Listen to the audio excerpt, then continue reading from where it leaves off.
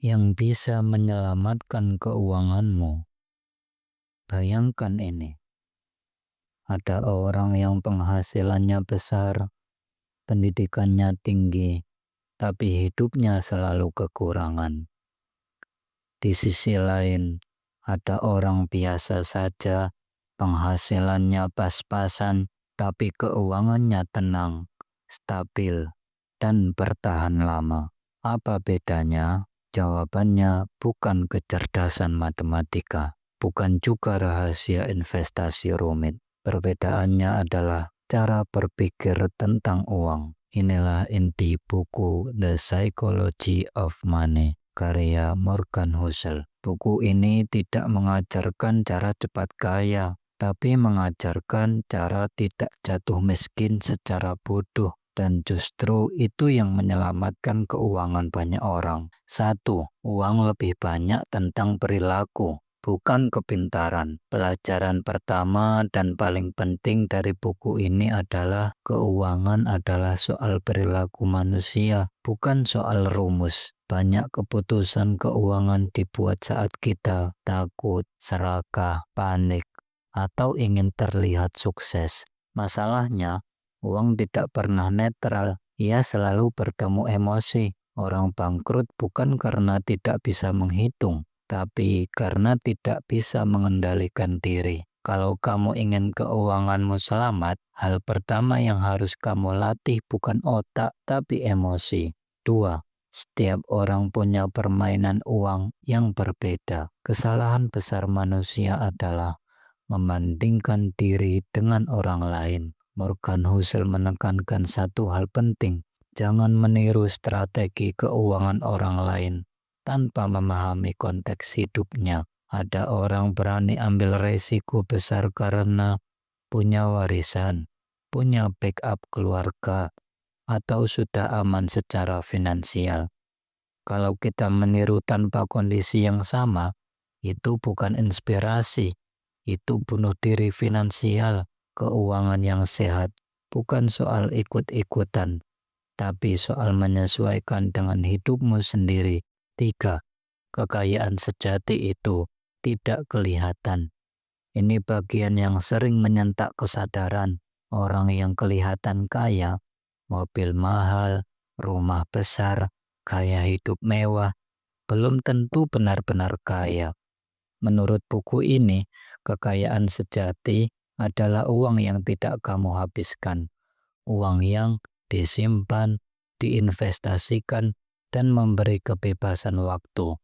Kaya itu bukan tentang apa yang kamu pamerkan, tapi tentang opsi hidup yang kamu punya. Kalau kamu bisa tidur tenang tanpa takut besok kelaparan, itu sudah bentuk kekayaan. 4. Menabung itu bukan soal sisa, tapi prioritas. Banyak orang berkata, nanti kalau ada sisa, baru nabung. Masalahnya, sisa itu hampir tidak pernah ada.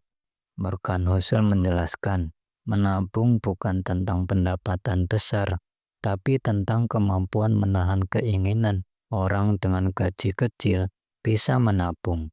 Orang dengan gaji besar bisa bangkrut. Karena yang menentukan bukan jumlah uang, tapi kontrol diri. Sedikit tapi konsisten jauh lebih kuat daripada besar tapi hanya sesekali. 5. Kunci keuangan sehat, margin keamanan.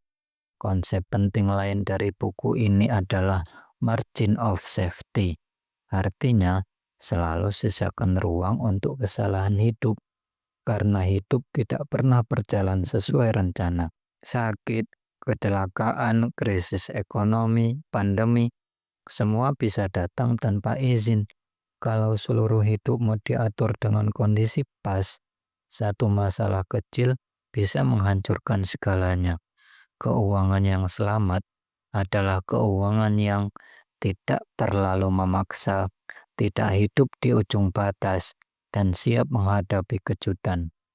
Waktu lebih kuat dari kepintaran. Banyak orang ingin cepat kaya, untung besar, hasil instan. Padahal kekuatan terbesar dalam uang adalah waktu, bukan strategi cerdas, tapi bertahan cukup lama.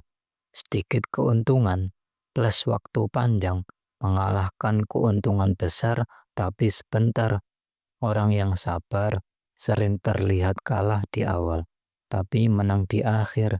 Dalam keuangan, yang bertahan lama biasanya menang. 7. Kebebasan adalah tujuan akhir uang. Pelajaran paling manusiawi dari buku ini adalah tujuan utama uang adalah kebebasan, bukan pamer, bukan gengsi, bukan pengakuan. Kebebasan untuk berkata tidak pada pekerjaan yang menyiksa, memilih hidup sederhana, mengatur waktumu sendiri. Kalau uangmu membuatmu semakin tertekan, berarti ada yang salah dalam cara kamu memaknainya. The Psychology of Money mengajarkan satu hal penting. Keuangan yang selamat bukan tentang menjadi paling kaya, tapi tentang tidak membuat kesalahan fatal. Mengendalikan diri, memahami batas kemampuan, menghormati ketidakpastian hidup. Kalau kamu bisa menguasai itu, keuanganmu tidak hanya bertahan, tapi memberi ketenangan.